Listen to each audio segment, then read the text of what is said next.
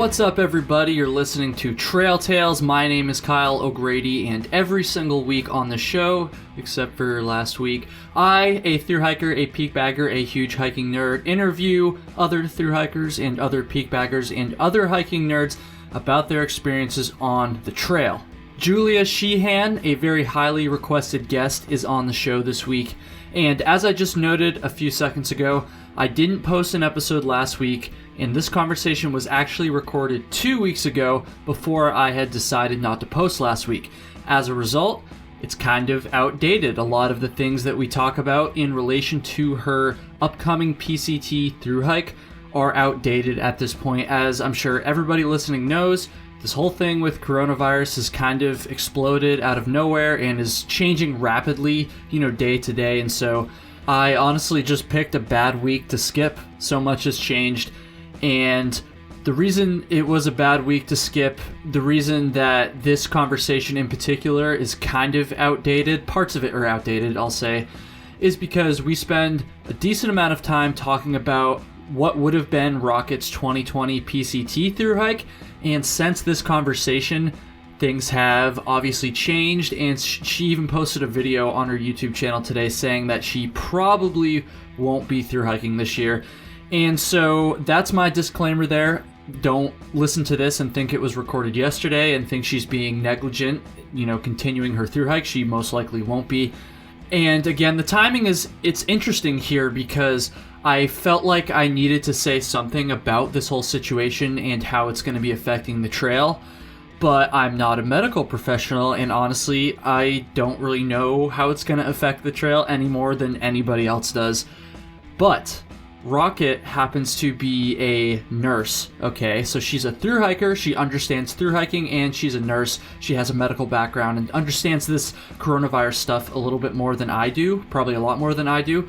And because of that, and also because I want to hear her updated plans and let you guys know what those updated plans are, we are most likely going to do another episode next week. We haven't recorded it yet, so I don't want to 100% guarantee it, but we just talked about it, and we just picked an evening later this week to record, so pretty sure it's going to happen. Fortunately, we didn't just talk about the PCT in this episode. We still talk about her Appalachian Trail thru hike, and she tells a pretty funny story at the end of the episode as well, so it's not all going to be outdated. In fact, for a second I thought about not even posting this episode, but because there's other stuff in there too, and because I skipped last week, I still want to put this out. So just keep in mind the PCT stuff outdated, everything else is good to go, and there will be an update episode most likely next week. With that said, I'm probably going to keep this intro short. We're already at past 3 minutes here, so if you're new, just go check out Trail Tales on Instagram at Trail Tales Pod. If you want to listen to more episodes, trailtalespod.com is the place to go do that. And also check out my YouTube channel, which Rocket was very kind enough to compliment later on in this episode. Kyle Hates Hiking, that's my YouTube channel. Just search that, you'll find it. And there will also be a link in the show notes. Folks, I think we're going to do it. Let's get into this episode. Episode number 68 with Julia Sheehan, Rocket, Appalachian Trail class of 2019.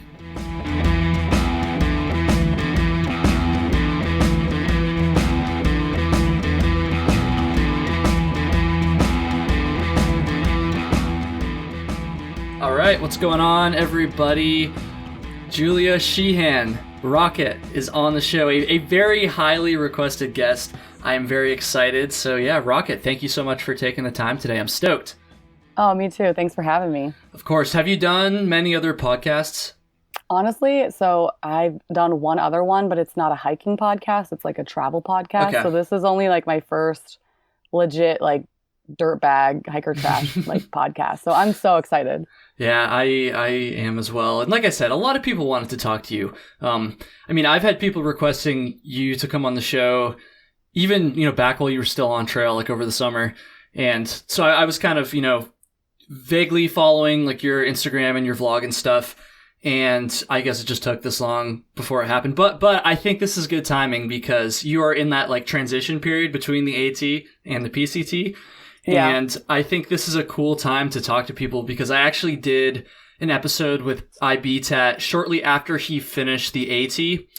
And then we talked again, like months and months later after, like right after he finished the PCT, and we were kind of able to talk about, because, you know, before he went out to the PCT, we were talking about, you know, what he was going to do differently and all this stuff. And I was kind of able to like press him on some of that stuff. Like, did you actually do things differently? And I don't know. It was just a cool dynamic, and, you know, low key kind of hoping to get you back on after you do the PCT as well.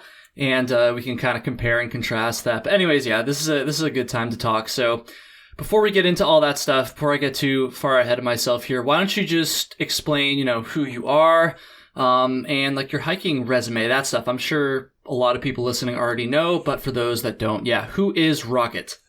Oh man, so yeah, my hiking resume is there's like one bullet on there, and it's the Appalachian Trail. See, that's why I kind of feel I feel like a douche when I say like hiking resume, and like, but I don't know, that's just the only thing I can think of whenever I like actually get around to recording these episodes. So maybe I should choose a different term. I don't know. It only has one bullet, but it's a good bullet. Yes, you know what I mean? That right. resume is packed in that one little job description with a lot of good stuff. So certainly. No, I mean, I hiked the Appalachian Trail in 2019 successfully. Almost not probably like every day I thought about quitting, but alas, I committed and toughed through it. And yeah, so, and then this year I'll be setting out on the PCT in under 2 months, I think, or around 2 months. So it was May, you said you're starting, right? I actually had to bump my start date back even further. I was starting late May, so now I'm like in the last 3 days of permit season. Oh, wow. So yeah, I'm starting at the very end of May. So I'll either fry or run very fast through the desert. So we'll see. So you're still going to try to go northbound, though? Absolutely. I guess that's probably kind of early to go southbound on the PCT still, right? And I was even open to going southbound in late June, early July. However, the permit system, which I will not talk about because I have my own issues with it, I wasn't able to get a southbound permit. Yeah, so if a southbound permit opens, I could always switch it. The PCTA is super rad about, trust me, I talked to the lady that works in the office 4 times the other day to get my permit switched, and she was super helpful. So, yeah, I'm not like super in tune with the permits. I mean, I know a little bit just from talking to people on the show mostly, but definitely not something I had to deal with on the AT. Something I'm kind of thankful. I get it, like why they need to do it and stuff, but it definitely is a pain in the ass too. I can imagine, but sounds like you've got it all figured out. Are you okay? So I gotta give some context to this question first of all. I'm not doubting you when I say this. You're talking to someone right now who started the AT on May 14th, so a pretty late start date as well. So I know that it's possible to start late and still finish, like better than most people, honestly. But the obvious question there with the late start date, assuming you keep you decide to go northbound still, because it sounds like that might change. Assuming you decide to go northbound, are you kind of worried about the late start date? I know you sounds like you understand that you're going to have to kind of hit the ground running. I don't know. What are your thoughts on that? Well, at first I was a little nervous because I had another friend that we were going to start the week before. I don't want to give away like my actual start date just for the one crazy person out there that's like stalking everything. Very reasonable. But we were going to start a week earlier, and my job wouldn't release me from a contract that I'm in. And of course, I'm just so wanted, but so they wouldn't release me from the contract. So I had to bump it back a week. And my friend who was we were going to start together, he's trying to actually move his date up. So he's watching the permits because they open as people kind of get rid of their permits when they decide it's like not feasible to go. Mm-hmm. So he's looking to bump his start date up. So at that point, it's like, well, if I'm not starting with anyone, I'm just going to take what I can get. And I know the desert's going to be hot. I lived in Southern California for 3 years, and I worked outside 12 hours a day in the sun with no shade. Ooh. So I think I understand the heat. Like I've lived in it. So I ran, 10 miles a day. I worked outside. I did CrossFit out in the heat in the Southern California sun. So I understand the heat. That being said, I'm still nervous, but I'm not scared. Right. If it comes down to it, I will get off trail and I will flip up. I'll do whatever it takes to not, die. So. That definitely makes sense. And just based on that experience you had living down there, I think that's definitely going to help. So I'm like contemplating the PCT in the next couple years. I don't want to commit to anything, but I'd like to do it in the next couple years. And even with a normal start date, I worry about like the desert, honestly, because I'm up here in Vermont. I've been here my whole life. And the heat on the AT was like pretty tough for me. I know it's dry heat out there. I know it's a little bit different, but I've never really experienced that before. I've never been to California or any of the states on the PCT for that matter. So I'm definitely a little bit worried about like that start, like in the desert, like hiking through a desert. That just like, that's a foreign concept to me, you know? It sounds I don't know. I guess that kind of brings me into like some of the PCT questions I had. We'll go there in just a second. I'm getting ahead of myself still. We have so much to talk about here. First of all, I do want to ask you to like step back just a little bit. How did you like first get into thru hiking? Like, how did you discover it, and what made you actually want to like do a thru hike, right? Because I talk about this a lot on the show with people. A lot of people know about thru hiking, but most people aren't crazy enough to actually like want to commit to doing a thru hike, you know? So yeah, why did you do the thru hike, and how did you discover thru hiking? Well, I say my experience with thru hiking or like discovering it was like a tornado. So I was working in a hospital in Pittsburgh. I work on a very, I call it sad floor, because a lot of my patients are being diagnosed with really bad brain tumors. They've just had really bad strokes. A large percentage of my patients are very, very sick. Mm-hmm. And I just kept thinking, man, I gotta do something else instead of just come to work every day and go to the bars on Fridays and Saturdays and, you know, the same routine that a lot of people I think they get stuck in. And I just kept thinking, oh my God, if I die tomorrow, I'm going to be so pissed that was like my narrative.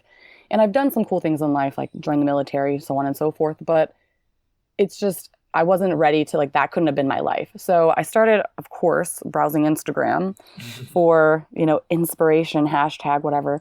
And I was thinking, like, I'm going to just, like, live the van life. But as a woman who can work on an airplane but not on a car, I thought, I'm going to be stuck, like, in the Arizona desert, and my van's going to break down with my dog and cat, and I'm going to be, like, SOL. So I thought, what's a step in between van life and real life?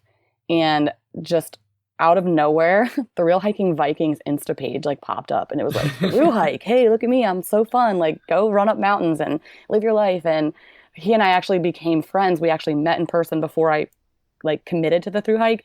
And I just kept saying, like, I own a home, like I have a career, like I have this contract at work, like my family wouldn't know what to do. And he said, well, if you want to do it, you'll just do it. Mm-hmm. And I thought, dang it, he's right. So I just put my house on the market. It sold in 3 days. I was like, well, that's a sign. I mean, if I don't believe in destiny, but if I did, like, that'd be pretty legit. So I sold my house. And as far as my hiking experience before, I used to go like walking in the woods, I'd call it, with like my dog on like random days, you know, when the sun was shining. So my hiking experience was nil. I just thought, if we're going to do it, like if we're going to go big, like go the biggest you can go. And I originally had planned like a section hike over my 30th birthday, which was in May. I was going to do 2 weeks, 14 days. And I just decided, like, fuck it, I'm just going to do the whole thing. Hell yeah. That's what I like to hear. Yeah. That's a good story, you know. It's kind of funny. I've said this on a lot of previous episodes, but I always love asking people that question, like, you know, why you started or why you decided to thru hike. And I feel like I always get kind of one of two answers, or maybe a combination of both. It's just kind of what it sounded like from your answer there. But I either get the people they have like a super specific reason, maybe, you know, life circumstance, like something kind of like what you said, like kind of inspirational or whatever. Or I get the people that are kind of like me. They're just like, I don't know, I just like wanted to go hike. Like it sounded fun, sounded dope, so I went and did it. So yeah. I love the people that have been planning a thru hike since they were 11. And I'm like, I learned about it. I learned about it a year and a half ago from today. Wow. That's actually crazy. Damn. Yeah. Like I learned about it in October and I committed in December and I was on trail in March. Like it was like a 5 month fruition. Yeah. Like it was crazy. That's a quick turnaround. And that's like, again, another reason why I love kind of hearing about people's stories like that, because that's like very much the opposite of me. Like I learned about it when I was like 16 and, you know, I didn't get around to actually doing it until I was like 22. But that whole time in between, I knew that I wanted to do it and I was like pretty serious about it and obviously ended up being able to make it happen. So yeah, it's crazy. It's crazy like how, I don't know. I feel like with something as specific as thru hiking, you might expect like a lot of, maybe not, but some people might expect similar circumstances most of the time that kind of lead up to the hike, and that's definitely not the case. I've certainly learned that while I was on trail, and even more so just from interviewing people on this show. So I don't know, it's pretty crazy. Let me ask you about the vlog. So the vlog kind of went hand in hand with the thru hike. Is that an appropriate way of saying that, would you say? Yeah, definitely. So why did you decide to do the vlog? Like, I mean, a thru hike is hard enough. I always ask the people that create content this question, but a thru hike is hard enough, like, on its own. Take it from someone who did not vlog their thru hike. I can't imagine, like, also, committing to a vlog like that. So why did you do it? Was it was it easier or more difficult than you expected? Can you just talk about the vlog a little bit on the AT? Yeah. So I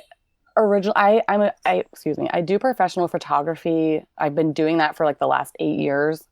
And I've always wanted to bridge into like videography, which I'm not saying my vlogs are anything cinematic, but I wanted to have a moving photo album, so to speak. I wanted something more than just images, because you remember an image, but when you're reliving those moments because they're on video, they just register a little bit more strongly, I think, with like today's generation. Oh, yeah. So for me, it wasn't so much like I want people to see my hike. It was so selfish. I was like, I want to come home next winter and be like watching them incessantly and like eating popcorn and crying. So it just so happened that, they were really well received. And I met Zach Davis through the trek, through the Real Hiking Viking, obviously, Jabba. And it just kind of like, he said, hey, we'd love to have you come vlog. And I thought, well, I was already planning on doing that. So it's not even an extra step to get them through the trek. And before I knew it, they were on there and people were watching them. And for me, it wasn't hard. So I think my vlogging style is very different from most people's. And you can only see the little differences, like if you know what you're looking for. So with my vlogging style, I get up in the morning as I hike out of camp. I get on and I say how I'm feeling, what I'm doing, or what the day's plan is. And then I take a couple of snapshots of what we're doing for the day, a couple of views, maybe something funny, maybe someone poops their pants, and we tell a little story. And then that's it. Like for me, I would say I spend a total of 90 seconds to 5 minutes a day on my phone working in general on the vlog. So capturing and editing was all done in under 5 minutes a day. That's awesome. Yeah. So for me, you're already pulling your phone out to take a picture of the view. So I just would put it on video, take a 5-second video, and I'm on my way. So for me, it was super easy. I wanted to keep them simple, not too many moving parts. I kind of kept the same pattern of the style of how I built them. And I think it worked really well because it was like a video diary of this. Yeah. You knew what was coming, but you got to see different things. Yeah. I don't know. It's something about the like thru hike vlogs that are more raw, I guess, which are most of them. I feel like there's not that many people out there that have done like super cinematic stuff. But I don't know, just for me personally, I guess I'll say the raw-ish vlogs are the ones that I kind of enjoy more for some reason. Maybe that's just because it reminds me more of my thru hike. And again, there's like nothing wrong with the more cinematic built-up ones or whatever. But I do think that's probably a reason why people enjoyed yours so much. But let me ask you something kind of building off of that. I mean, your vlog did pretty well. You kind of alluded to that a second ago. Why do you think people were kind of resonating with you? Why do you think people enjoyed watching your vlog so much? I don't know. I ask myself that still. Because I like me. I like who I am, but I don't understand in the slightest why people, like, why they want to see what I'm doing. I'm so glad that they do. I think what it is I'm an average woman. Like, I wish I was a niche, but I'm not. I'm not out there FKTing anything. I don't have anything that no one else has. I'm a like average by standards. I have a regular job. I think I'm relatable because people see me and they think, oh, well, I'm her. I could totally do it. And so putting myself out there, I tried to keep it very raw. I try to keep a lot of the super negative stuff that I was feeling out of the video, just because that doesn't add to to my vlogs. But I think I don't know. Some people have said like, well, you're like a hot blonde. I'm like, okay, well, in your opinion, like, I mean, you didn't smell me after 6 days without a shower, so that might have changed. I think at first some people were like, I got to see this chick fail, or I want to see, you know what I mean? Like, did you get like some comments like that? On my first like gear announcement video, when my like base weight was like 30 pounds, I like went to REI. This was like before I knew anything. Right, so I go to REI, like get the heavest pack, like 80-liter pack, and it was 60 liters, but like I had all this heavy stuff and all the comments were like, huh, you're totally going to fail. Like this chick knows People nothing. are freaking brutal. Like it's crazy. Like, they weren't wrong. I had a 2-person MSR tent, a 70-liter pack. I had, like they weren't wrong. I really was unprepared. Now, whether or not that would have meant I failed, I don't know. Because I made a lot of changes after that. But yeah, I think some of it was like, this chick is going to fail, or they related to me because I, seemed like a normal person, which I hope I am. So yes, I don't know why people like them, honestly. I'm glad they do, but I don't know why. A lot of different factors. As a content creator, I'm always kind of curious to hear, and I feel like most of the time when I ask people that, they either like have no idea and they're like, I don't know, like I was just doing my thing, or they have like a more methodical approach to it, and I don't know. I would say most of the time it's kind of a similar answer to what you just said there. Like, I don't really know, but I'm very thankful for it. So that definitely makes a lot of sense. I guess, so PCT, see, again, I feel like I'm kind of getting ahead of myself here. There's like so much stuff like we could talk about, honestly, but so what do you plan on doing differently in your vlog for the PCT? And I'm going to open that question up to the entire experience in a second. Kind of, going over some of the stuff you posted in that video. But yeah, like with the vlog specifically, since we're just talking about that right now, what are you planning on doing differently? Well, there's a couple of things like creative wise and technically wise that I'm doing. So technically I'm getting I will be like upgrading my phone because I shot the entire AT on my phone, which, I mean, kudos to Apple. I mean, they make an amazing front face or whatever rear facing camera that shoots 4K, like 60 FP, super great quality. And I think that's why vlogging is getting so easy now. So I'll be using I'm just like upgrading my iPhone, but I'm also getting like a DJI gimbal. It's what Elena Osborne used when she hiked the PCT last year. Juliana Chauncey also used that last year on the AT.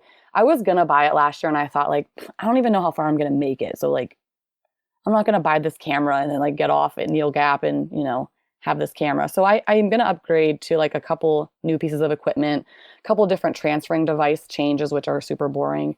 And as far as like creatively, I like looking back at my vlogs, I feel like I didn't really share enough. Like, I feel like I talked enough, but there was so many days where so many things happened and there's no record of it. And I mean, some things I think are better kept, internally and you don't want to give everything away. Right. But I think I'm going to do a little bit more, but I guarantee that changes when I get out there and realize that's not like, cause that wasn't what the AT was about. I'll get out there and be like, okay guys, shit, I don't want to do this. Like, I'm gonna just stick with what I do. But for now I plan on doing maybe a little more in depth, like let the people, like let the viewers in a little bit more onto like maybe a little bit more negativity, like the more raw, real stuff. I think I was pretty raw before, but maybe like bring it out a little more because I think people think I'm like way more optimistic than I am. Like, I definitely have that like woe is me side. So I think, I don't know, I'm just gonna see how it plays out. But those are the only changes. Just try to maybe give a little bit more, maybe if people want that. I don't know. Yeah, that definitely makes a lot of sense. I mean, I feel like I've talked about this a little bit in previous episodes, but some people will take the route of like only trying to show the positive stuff, and I don't think there's anything wrong with that. They're just trying to make good content at the end of the day. And then some people do like just completely show everything, and you've got people in tears on camera. I'm sure you've seen that on various channels and stuff before, and as someone who takes like the mental preparation, the mental side of thru hiking pretty seriously, I do like to see that stuff. So I also understand why you might not want to get the fucking camera out when you're not feeling. Yeah, I mean, I only cried once on camera, and that was in Caratunk. I got stung by 7 bees in my head, and it was the scariest thing. So that was like the only time I cried because I was like, this has to be captured because this is, I thought I was like dying. I thought I was going at anaphylaxis. Turns out I was just hyperventilating. But 7 bees? Jesus Christ. Like a ground hornet, someone like the person in front of me stepped on them and they started stinging me in the head, my shoulder, my finger, my rib, my leg. Like, it was nuts. And you forget how bad bee stings hurt until it's happening. Oh, so. Yeah. I've only been stung maybe like 2 or 3 times in my life. And same. And like the thing, what you just said there about someone like in front of you that kind of like stirred it up or whatever, that same thing happened to me, although it was only one. It was not 7 fucking bees, but it's just one bee. It was like my worst day on trail too. I wasn't feeling well that day. It was super, super hot, humid day. And of course, that's like the one day I got stung in the ear too, which is a very weird place to get stung. But then, you know, a few miles later when I caught up to some people, they're like, oh, did you like get stung back there? And I'm like, yeah, I got fucking stung. And they all got stung too. Like, I guess those bees it's probably the same hive. They're probably out there just like, fuck all these thru hikers. I know, right? Like these people trampling on us. Yeah. Little do they know they need to get off the trail. I don't know. Yeah. Our trail. I know, right? Who do they think they are? Out in nature where they're supposed to live? No. Yeah, in their natural habitat. Right. What? So you said like at the beginning of the conversation that when you first like wanted to start the vlog, it was going to be so that you could like look back on it with your popcorn in bed or whatever you said. And for sure, yeah. I always like to ask people who make like a lot of content when they're on trail this question too. Have you since like gone back and watched like a lot of it? Oh man, I'm gonna sound so conceited. Of course I have. I mean, see, like that's interesting. That's interesting to me because most of the other people I've asked this question to have said no. They like don't and they like can't like bring themselves to. And that just means that I'm a narcissist. No. But for me, it's like on days where I'm like really feeling the system. And I'm like, oh, I'm stuck in traffic. I'll go home and I'll just like pop on an episode like, oh, should I forget what happened like right before I got to Harper's Ferry? And so like pop on that episode and I'm like, it's like 7 minutes long. My vlogs weren't very long at all. And I'm like, oh, hell yeah, remember that, you know? And then I'll like get my phone. I'll like message whoever I was with at that time. Like, oh, you remember that day I ate like 4 ice cream cones? Or like, remember that day like you tripped and like got mud like all over your face? So, I mean, I do watch them. I'm like a pretty like emotional and like nostalgic person. So for me, it's like, I just want to, and most of my vlogs were like centered on my friends. Like I would do like, hey, what's up? Today we're going over the Mahoosuc Notch. And then the rest of the vlog was like videos of them.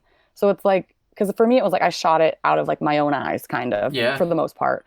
So it was like I'm like reliving those memories a little bit. So I do watch them. And I know that sounds so No. Don't say that. Seriously, because I mean, it's your experience. Like, why wouldn't you want to go relive that, you know? Yeah. And I mean, I think because it's so new to me, like, I watched a couple of them a few times, and obviously when I was building my documentary, I had to watch that thing like 7 times because it was like a 52-minute long thing, and like that I have not watched again. Definitely, but that was a lot of work. That's so cool though. I mean, and I think that most of the other folks who said they don't go back and watch it was mostly because they felt like they would be a little bit embarrassed just to watch themselves on camera, which I also completely understand. But for me, here I am, not embarrassed. I did it, so they can do it now too. You got to own that shit, and don't like. I don't want to put that word in their mouth. Like I don't remember exactly what they said, but you know, I think that was something like that, anyways. And I know for me, like I said, I didn't vlog my hike, but I just like posted Instagram stories like pretty regularly along my thru hike, and I still go back and watch those a lot of the time. Yeah, it's like the same thing. You want I call it a moving record of your experience. Definitely. Like, I think it's you get like.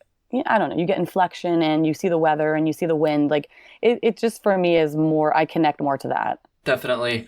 Now let me ask you this. How do you feel when you go back and watch those? Does it make you like happy, nostalgic, whatever? Does it make you like kind of sad because you're not on trail at the moment? I know you've got your next adventure to look forward to now, but I don't know. How do you feel when you go back and watch those? Just so good. Like even on like the bad ones where I'm like, I hate this, I hate that, my ankles are broken, my knee is swollen. Like I just laugh because I think like, poor girl, you didn't even realize that, like, you know, I knew that I was doing something epic and amazing, but out there it's just like, oh, you're in the suck, and like you don't even know like how happy you're gonna be.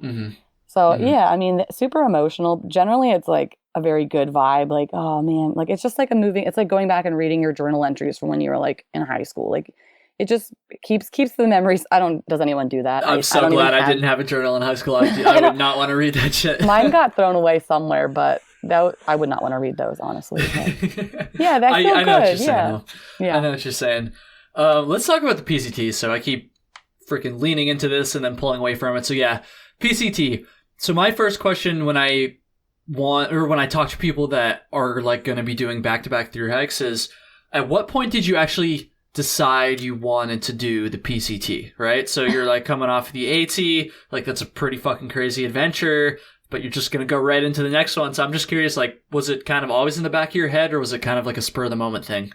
Well, the official decision was, a few weeks ago, pretty much, like when the permitting system opened and I got the date. And then technically officially, like I decided on the exact date, 2 days ago when I got to talk to the PCTA.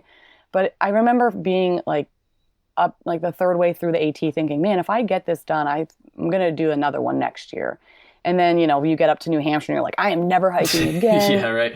And then you get done and the next day you're like, I want to do the AT again, even though it was just the most miserable, exciting thing you've ever done. Yeah. And so I came home, and as soon as the permitting system opened in October, I was already in line. I got a permit then.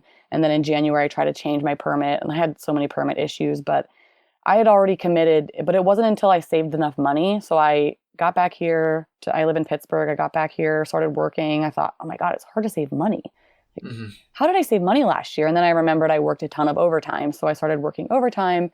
And once I got more than enough money to get through the PCT, I said, all right, I'm keeping the permit, and it's, I just have to buy my plane ticket now. So that's so crazy. So it sounds like it was kind of in the back of your mind for a while. Yeah. Yeah. When I find something, I do it until I can't anymore. Like I do it until I'm exhausted of it. So yeah, I just think that's so crazy. I don't know. How about like physically? So it's no secret that thru hikes are tough on your body. I'm sure you know that, having done a thru hike. Yeah. So how are you feeling like at this point physically? Like how was your recovery from the AT? So when I got off, my knee, I had trouble with both knees really the entire time. I had IT band syndrome in the beginning, which, is obviously treatable and it goes away after you get out there for a bit. And then coming into Harper's Ferry, I had like shooting pain under my left kneecap, and I got off trail for 2 weeks because of that. I also had a wedding, but I went home for like a few weeks, and I was thinking like, I think I just quit. Like, what the hell? And then I decided, whatever, if I have to limp back onto the AT, I'll at least get back out there to prove that I at least got back out there. Yeah. It just turned out the pain never got bad enough that I quit. So when I got home, my knees were rough. And I remember trying to like run a few weeks after I got back, and I couldn't run a mile. My knees were like, it was like sand was just in there and stabbing pain. And so I just took a couple more weeks. I got into spin classes, which like is almost no pressure on your knees. And it just kind of started like getting some cardio in there. And then eventually I could run, and I do still have the occasional knee ache. Like today, my knee aches from yesterday. But I, other than that, I feel great. Like I ran a half marathon 2 weeks ago. Nice. And I had no trouble. Like other than the fact my muscles were like trying to break off because I wasn't actually in shape for the half marathon, but my joints and like everything felt great. So I think physically, this is as good as it's going to get for me. So I just got to keep going. Yeah. Well, I'm really glad to hear that. So it sounds like you've been doing like some training and stuff, because obviously with the late start date, I've talked about this on the show. I feel like I've talked about this on the show like 5 times this episode, but with my late start date, I had to do some training beforehand just to make sure I could hit the ground running. So yeah, it sounds like you've kind of been working to get yourself back in shape so you can start out quick like that. Yeah, I'm going to be kicking my own ass until I get out there, because I am not, I can't do what I did last year and just start completely cold and like limp the whole way to, Katahdin. So yeah, definitely. I mean, I honestly think that everyone, even if you're not starting late, should do some training beforehand. Can you just talk a little bit? I know it sounds like you're doing some running and spin classes and stuff like that, but can you just talk about like what you're doing specifically? Because I've said I think people should train on the show a lot, but I haven't really gone into detail about what to actually do if you're training. Now, I know you're not a professional trainer, so I'm not expecting you to give like general advice, but just for you specifically, I'm just kind of curious to hear, what you're doing to get your body ready. Oh, yeah. So, lots of running. Even started trail running, which is 10 times harder than any other type of running. But it's way more fun, right? You call it fun. I call it torture. See, I'll preface that by saying I haven't done any like actual like up and over like huge mountain trail running, but I as someone who's ran on roads a decent amount, and as someone who's just ran like on various trails a decent amount too, like, oh man, I freaking hate running on pavement compared to running in the woods, Yeah, but the Pittsburgh Trail, so like I live by a park, Frick Park, and it's, and there's no, like the trails are up, down, like 30 feet up, 50 feet down, 60 feet, like it's very abrupt. It's not like a long, slow climb. So it's like your body's just like, which way are we going? Because that's how I felt hiking through New York on the AT, honestly. It's literally New York is like Pittsburgh. It's like the area, like the southwestern Pennsylvania, that's what the trails are like. It's insane. There's no flat trails there. So I'll be doing trail running. I'm training for the Pittsburgh half. And I every month I try to go out and do like something courageous. Like I just got home from the Adirondacks today. Yes. And I did a 15-mile hike of the Gothics mountain, which was insane. I've never snowshoed before. So I decided instead of starting slow, I would do a 15-mile day over a 4,800-foot mountain. So I'm trying to like just keep busy. In the winter? Yeah, in the winter. Yeah. Oh my God. It was nuts. Wait, did you go up the cables? No. So we went up. Oh boy, I don't remember the names.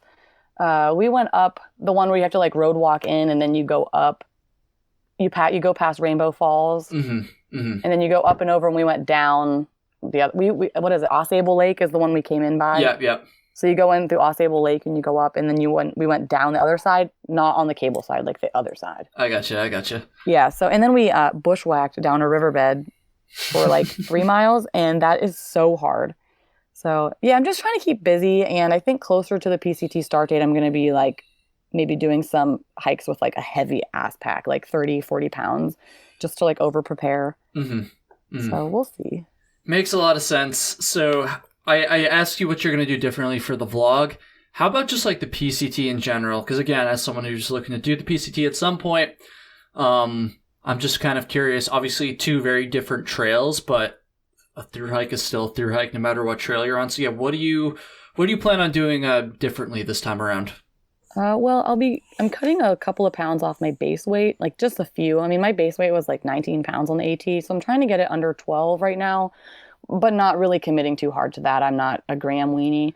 I haven't weighed anything in my current setup. I'm like, oh, this looks good. That looks good. Cutting out like a few things like a journal. I didn't need that. I'll just do it on my phone. Right. Cutting out like a couple of extra things. Like I carried 2 pots, so I'm only going to carry 1 this time. Just little things like that. Obviously, I'm going to start training. Well, I've been training for this one.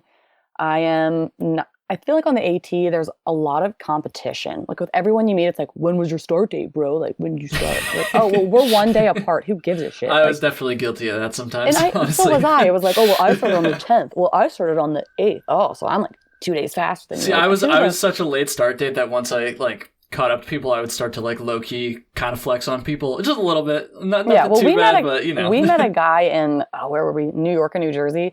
So all my whole trailing, like we started like the 2nd week of March or the 3rd week of March, and he started like May 15th, and we saw him in New York, and he goes like, oh, I started in New York. Like this is my 3rd year doing the AT. I'm like, damn, cool. Wow. And I said like, are you having fun? Are you having fun? And he goes, well, I guess. Like, see, there you go. Sounds there you go. Unconvincing. Yeah, he's a badass, but he's not having any fun. So, but no, I'm just not going to give a shit. Like, I'm not going out there to impress anybody, and I'm not competing with anybody. I think I'm going to try to maybe have a smaller tramily if possible. Like, just kind of do it more solo-y at times, because the AT was like super social for me, except for Virginia. I did Virginia almost completely alone. So I'm going to try to maybe just, I don't know, I'm just going to decide what I do out there. I don't need the comfort of a tramily like I did on the AT. Like I was nervous about doing it alone. And on the PCT, I'm just kind of like totally comfortable with whatever. Like if I make a tramily or if I don't, like whatever will be cool. I don't know. As far as like differences, just a couple of like small things, just not competing. I'm going to try to do it in, I don't want to say this on the record, but I'm going to try to do it in around 4.5 months or under. So my goal is like 120 days or less. However, once I get out there, that decision will probably change. Yeah. I just kind of want to challenge myself. Like last year I challenged myself the first half and I did really well. And then the second half I like platinum blazed. I took like 40 zeros in the second half. Like every week I was taking like 1 to 2 zeros. It was insane. So I'm going to just try to do a little bit more challenging, like self-challenging maybe. Gotcha. Well, that's cool. And honestly, it sounds like there's not really any like huge things that you're going to change, which is good because that means you obviously are feeling pretty confident, or it sounds like you're feeling pretty confident going into it, which is good. So I'm glad to hear that. So I guess I made the confident comment there. Yeah. How like are you feeling? Can you just elaborate a little bit more about that? So this is something I really wonder about as someone who has done one thru hike and, you know, has yet to do another big thru hike. Like, yeah, how are you feeling like the second time around? Because I just feel like it's got to be different than your first thru hike because you have more of an idea of what's going on, but you also have an idea of some of the bad stuff that you have to go through on a thru hike. So, like, yeah, how are you feeling? Are you excited? Are you nervous? I just asked the question like 3 times. How are you feeling? That's what I'm going for. Yeah, so I mean, on the AT, I like lost sleep for months. You know, like, oh, am I gonna make it? Am I gonna get hurt? What if people judge my pack? What if they judge my tent? Like, oh, what if I look stupid? Which I did. What if what if I'm not fast enough? Or what if I hate the people I'm with? Or what if I find a trail boyfriend? Like stupid shit like that. And this time going in, I haven't thought about it. Like, I'm literally planning how much food do I need and where's the first resupply and do I need to send myself a box? That is the only like mental prep I'm doing. I'm not stressed. I mean, for me, it's just, I need to get back out there. Like I'm in my what do I call it? Like my regular life, like my regular person life. Real life. My like, yeah, like I guess, yeah. For me, the like trail is like real life. Like this is like my that's fake the flip life. side. That's what like a lot of people say. I don't know. Yeah, like I think some people go out and do a thru hike and they're like, oh, hell yeah. But I did the thru hike and it like became like it's like my happy place, which I'm sure most people's is. Even like on the shitty days, I remember like the day I got stung by 7 bees, it ended up being like one of the best days I had on trail. Damn. Because I had something terrible happen to me and it didn't change the fact that I was out there doing something that thousands of people wish they could. So yeah, I mean, I just feel really ready to get back out there. Which is good, obviously. You know, it's kind of interesting. You talk about kind of being nervous before the AT and not so much, sounds like, now. For me, it was like, I didn't get nervous until just a couple days before I left. Probably life circumstances had a lot to do with that. I was graduating college, had a lot going on. Didn't really have that much time to think about it. But those, like, you know, the day of, certainly, and like the day before, I was like super nervous all of a sudden. I was like, why am I so nervous? Like, I've done a ton of hiking. Like, I don't need to be nervous about this. But it almost, like, kind of, I'm going to say, like, kind of ruined, like, my first, like, the beginning of, like, the very beginning of the hike anyways. And I, just thinking about it now, kind of hearing your answer, I feel like I would probably be a little bit less nervous the second time, too, just because the confidence would be up a little bit more. So yeah. I'm kind of glad to hear that answer from you. And you know you have the grit because you did it. Right. Like I know that I'm tough, and maybe this year I won't be tough and I'll be like, I'm kind of over. Like I've heard of a lot of people that do the AT, they go out to the PCT or vice versa and they're like, oh man, like this just isn't the same. And like, maybe this isn't what I want to do. And they get off trail. And I'm not saying that that's not going to happen to me because I don't know. But yeah, I mean, there's no nerves, just ready to get out there. And you know, like, I have the grit because I've done it. So I know the suck and I know the crappy parts and I know what can happen. So I'm just, you know, like at that point, I'm not worried about the what ifs because I already know what they are. Of course. So let me ask you this. This is a question that I ask a lot of people when they come on and they have vlogs and stuff.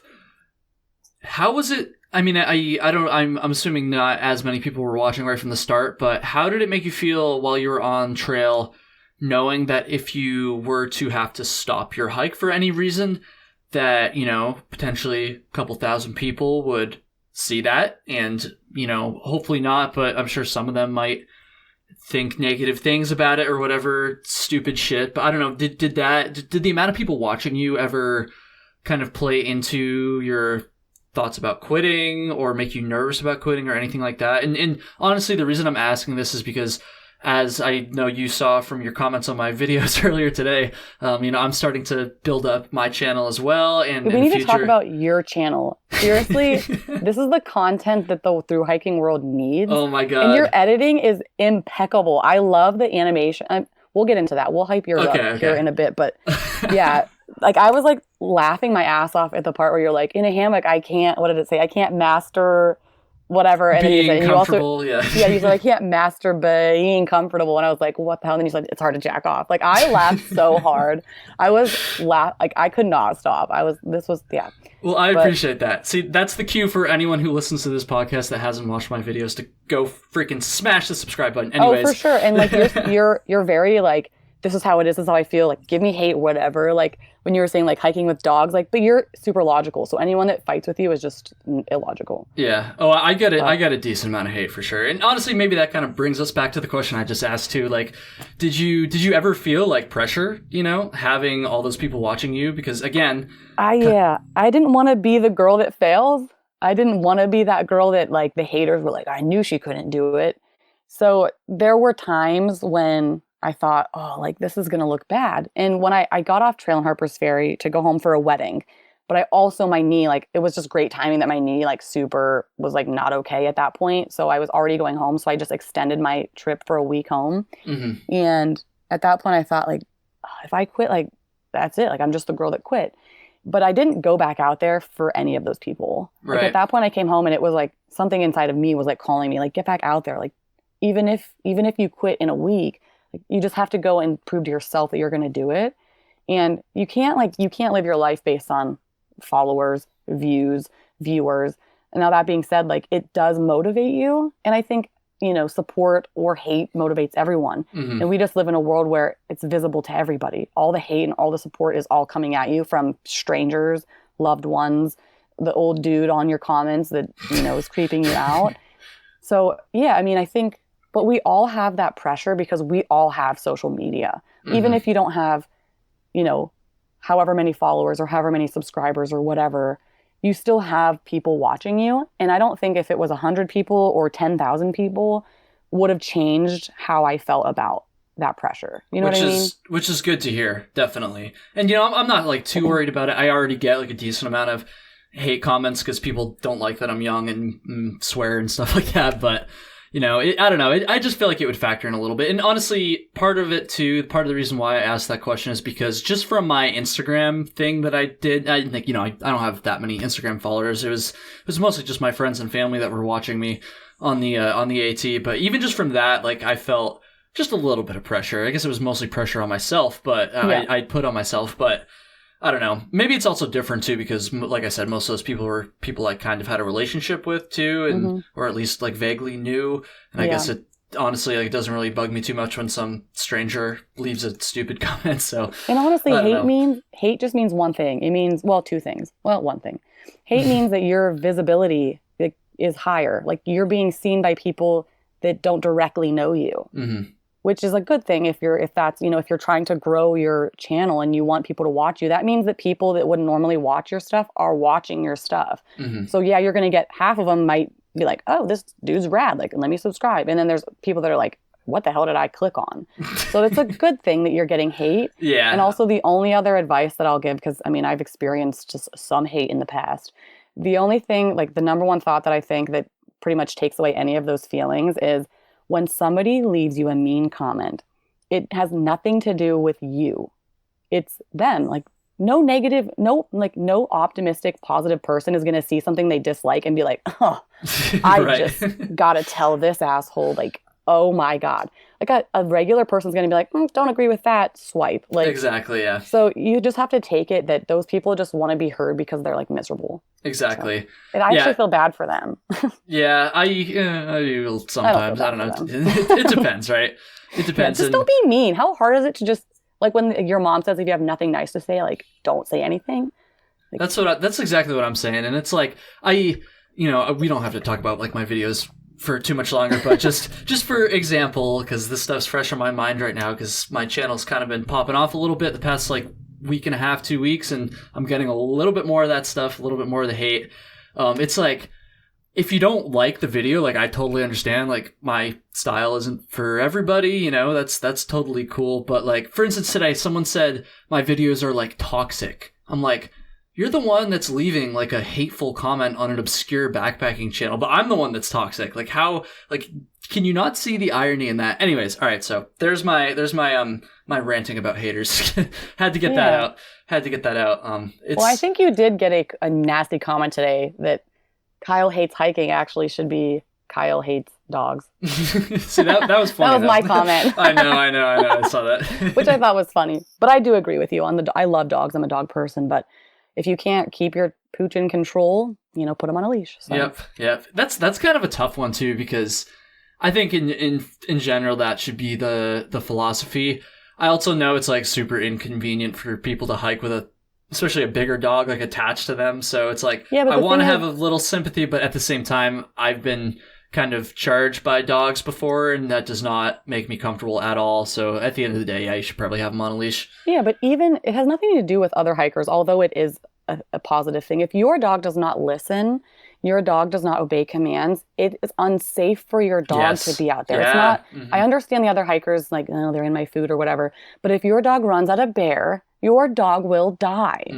If your dog chases a squirrel and gets lost, your dog will be lost.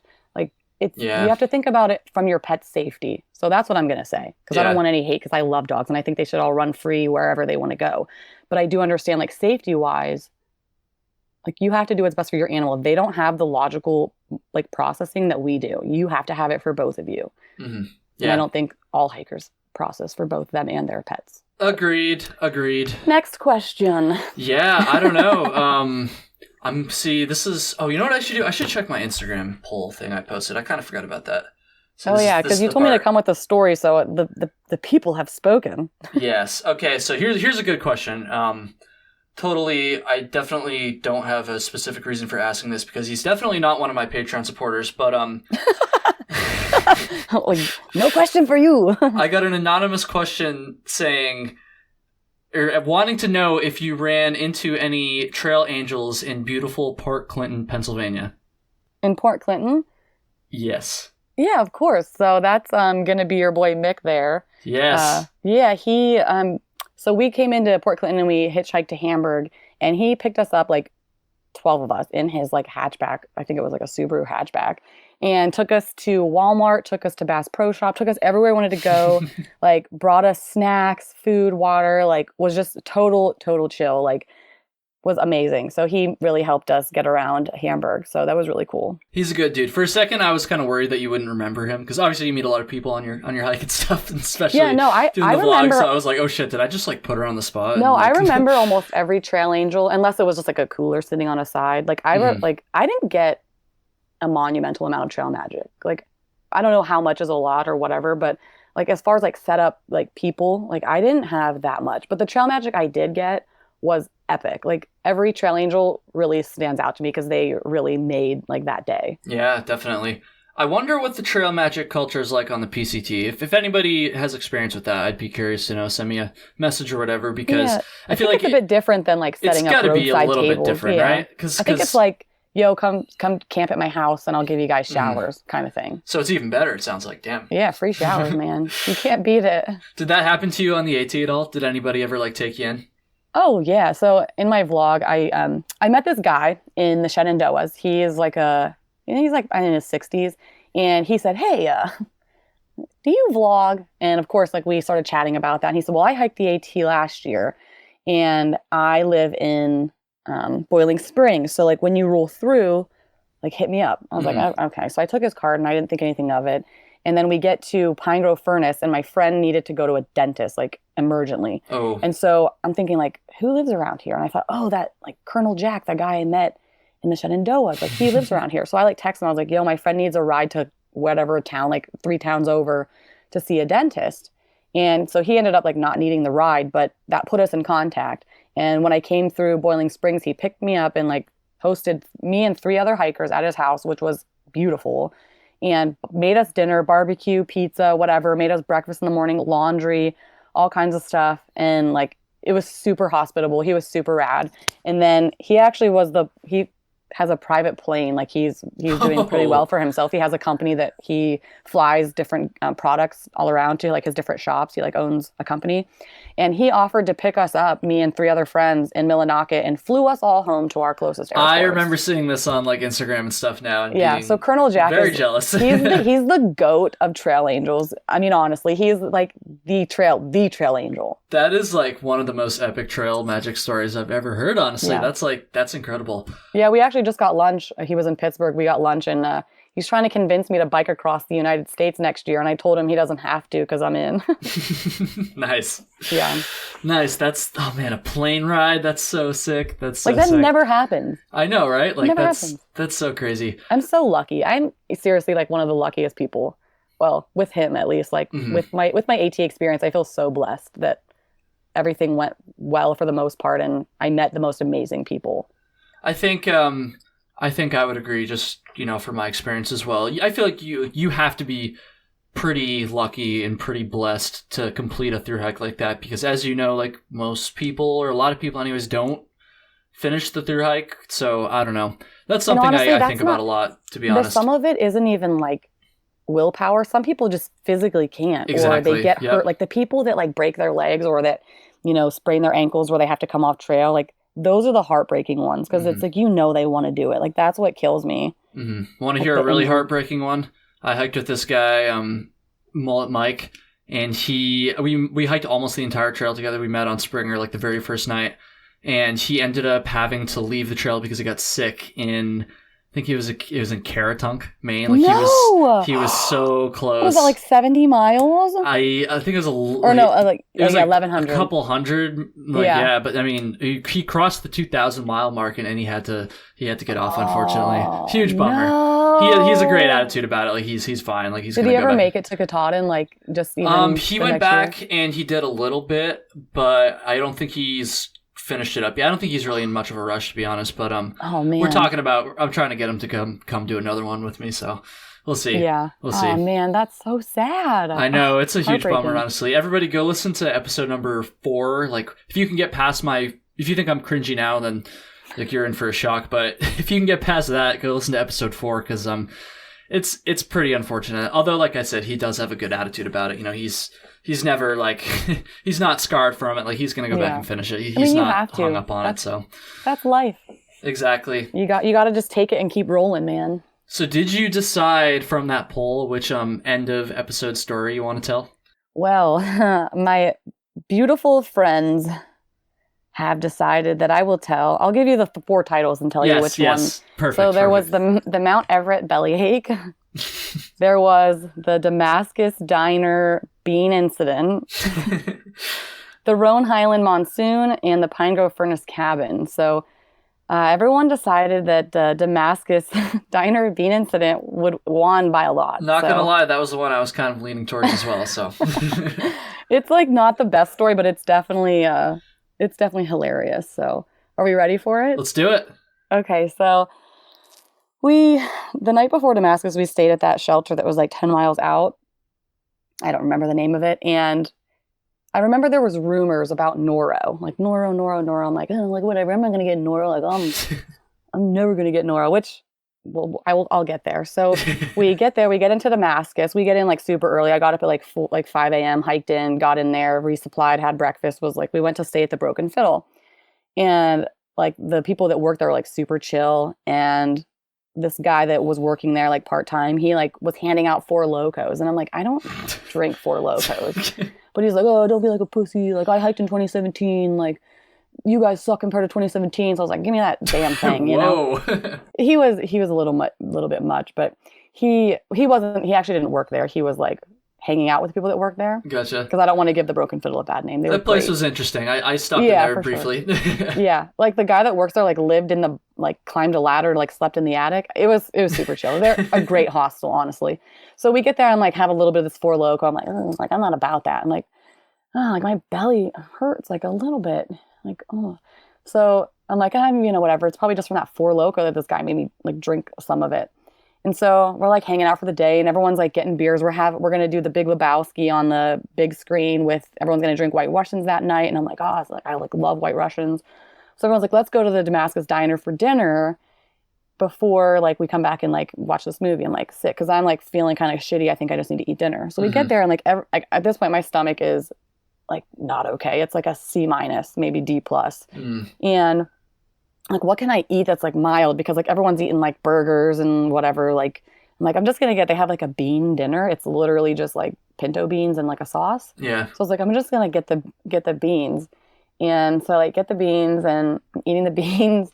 And I'm like, oh, God damn it, my stomach hurts. So I'm like, I think I need to go to the bathroom. So I literally kick open the bathroom door, which if you've ever been in the Damascus Diner is in the dining room. You can hear and see what's going on. Like the door was right next to our table. I remember, yeah. So I kick the door open and I immediately projectile vomit like from the door to the toilet and all over. So I'm like, oh, fuck. So I like shut the door real quick and I'm like cleaning beans off of everything. It's just like beans everywhere. Beans on the wall, beans on the toilet, beans on the sink. I'm like, what do I do? So I'm like cleaning everything up like as best as I can. And I'm like, and then I'm still puking. I just like, the floodgates were open. So I'm just like vomiting. I'm like, does noro cause only vomiting? Because I'm just vomiting. I'm like, what in the hell? So I'm like cleaning up the beans and I like walk out and everyone's like, what's going on in there? I said, don't get the beans. And I just like walked out. And I slept I took a 0 the next day because if I had noro, then that's what I had. But I literally puked for 12 hours straight and to the point where I was just vomiting nothing. So yeah, and I actually packed the bean, like the leftover beans and packed them out when we left. Oh my God. Hiker trash AF. I love it. And I'm like, oh my God, I don't feel right. Like this is the worst, but it was a good story because you don't think noro will happen to you. Right. And I didn't tell anyone that because at that point everyone was talking about noro. And if you got noro, like, oh, you got noro. So I don't know if I had it, but I puked for 12 hours and felt like shit for 5 days. So likely. Yep. Likely. So that was the Damascus Diner bean incident. Let me just say, like, only hikers would come on a podcast that's going to be heard by a couple thousand people potentially, and then just like openly tell a story about like bodily fluids like that. I love it. Oh, it's great. All my best stories are disgusting. I will say you're definitely not the first one to tell a story like that. So no, I'm an open book. No and shame. If you're hiker trash, like you talk literally at dinner, you talk about poop. Exactly. It just is what happens. It's just the way things go. So that's a great way to end it. That's a great way to end it. This was awesome, Rocket. Thank you so much for coming on. Yeah, what should we end this on? Why don't you go ahead and usually I'll ask what's next. I think it's pretty obvious what's next for you. I guess is there anything that we didn't cover today that you feel like you should mention to the world, maybe about your PCT hike or just anything at all? Oh, you know what? Actually, I want to try to do a like when people hike for certain causes. Oh, okay. So I don't know. I don't have a specific organization. So if you have an organization that you would like me to fundraise for, and I'm thinking like maybe 1 or 2. I'm a veteran. I love animals and I love like outdoor therapy. Mm-hmm. So I think if someone has an idea, an organization that they work with or know of that it like really could use a little bit of some recognition or some help, I would love to hike for their cause. You know what I mean? Well, you're in luck because we're going to have to talk about this afterwards. Oh, for sure. I have an idea for you. And I think a lot of my listeners, especially the ones that have listened to a lot of the previous episodes, probably know where I'm going with that. But yeah, I've got a good friend. We'll talk about it after. Because anyways, sounds great. Yeah. But yeah, okay, cool. Social media, where can people go follow you and all that stuff? The stuff you want to plug. Oh man, they can send me carrier pigeons to 123. No, I'm kidding. You can follow me on Instagram at Julia Sheehan. And my YouTube channel is linked in the bio, so you can check out YouTube. You can just search Julia Sheehan, it should pop up. But that's pretty much all my avenues. And thank you for becoming a part of my community and allowing me to make videos that people watch. Hell yeah. That's going to do it, Rocket. Thank you so much. And thank you to everybody listening. Peace out. Have a good one.